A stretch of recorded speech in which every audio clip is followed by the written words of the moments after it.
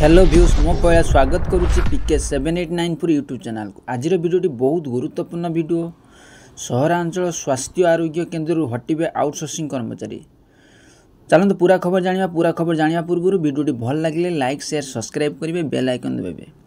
जिले में समस्त सहरांचल स्वास्थ्य आरोग्य केन्द्र UHWC रे कार्यरत लैब टेक्सीशियन डाटा एंट्री तथा अकाउंटेंट कार्य निवृत्त करने को मिशन निर्देशक पक्षर निर्देश दि जाएगी। ब्रह्मपुर 8टी UHWC थिबा बेले समग्र जिले में मोट 15टी UHWC रही। एठारे दीर्घ 1.5 वर्ष धरी 14 जन लैब और टेक्सीशियन कार्य करुता बेले 12 जन डाटा एंट्री तथा अकाउंटेंट भावे आउटसोर्सिंग संस्था जरिया कार्य करि आसुतिले।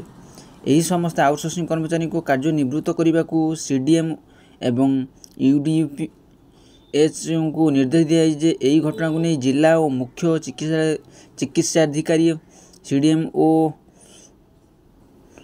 उमाशंकर मिश्र कहते जिलार विभिन्न स्थान स्वास्थ्य केन्द्र रोगी परीक्षा निमंते रोग निदान केन्द्र रही।